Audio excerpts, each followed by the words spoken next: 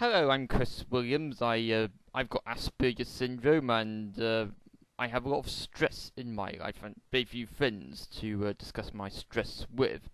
And as a result, it means that my stress tends to get locked up in my head quite a lot. Um, and very briefly, I'd like to talk about ways in which I have overcome stress. Well, I've tried to make myself feel good about myself in a number of ways. I've tried naturism.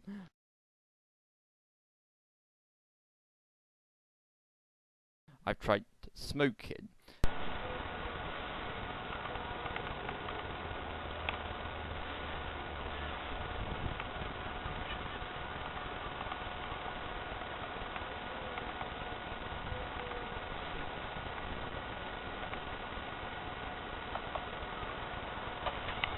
But one thing that I find in particular is when I lie down, no, but when I'm awake, my thoughts are suppressed. So if I'm feeling angry, I tend not to communicate my anger to the people who I am with, and they'll be surprised if I would communicate my anger. But they do say that with autism, Asperger's syndrome is what I've got to be exact. They do say that there is prefrontal lobe damage. That, no, of course, the front of the head, of course, regulates one's emotions. Especially when I lie down, uh, obviously my head is under a bit of force, from me lying down on the pillow, obviously.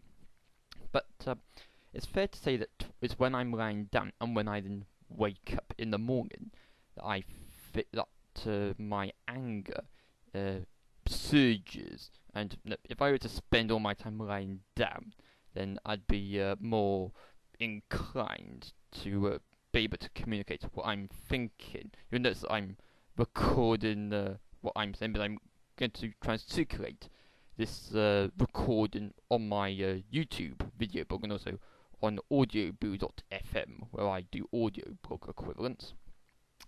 But yeah, John C. Parkin's book, The Fuck It Way, encourages people to say fuck it to things that are causing them stress. And it's fair, and I do concede that when I wake up in the morning, I do spend many minutes bashing my pillow going, fuck, and that sort of thing. And I find it's a good stress relief, but when I'm awake, as I say, I'm a bit too shy to express such opinions in front of other people. I find that blogging is good for my confidence, and essentially an extension of an old concept of me speaking to an imaginary friend to some extent, because with blogging, the imaginary friends around the world get to see my videos from their computers. But uh, here, of course, I feel more confident that I'm on my own in this room recording this, but if I were to say this in front of an audience of physical human beings, then I'd be too distressed to do so, and people wouldn't then understand what I'm trying to talk about. And I suppose that saying fuck it is encouraged by John C. Parkin is no, that ties in with what I'm talking about. No, anxiety about how people will think about your words and your attitude, that sort of thing. I do belong to a drama group, and the play that we're in the play that we're putting on in a few months' time, my character does actually have to say "fuck off" to one of the other characters, because uh, I I feel that it fills me with confidence knowing in advance what words I'm supposed to be saying. But like, if I'm left to my own devices to what to say, is then I go to pieces.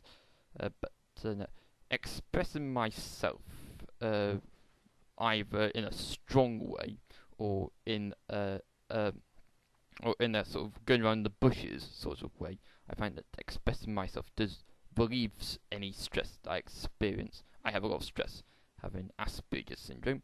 I didn't really have anyone to discuss my stress with, hence I use both video blogs and also audio blogs to communicate my feelings. And there's quite a few people in the world who feel the same as me, whether they have Asperger's syndrome or whether life is getting them down. And no, I think it's fair to say that I don't have to worry too much about being a shrinking violet, because everyone worries to a moderate extent about how people perceive them, and that adds to the pressure in life that people feel.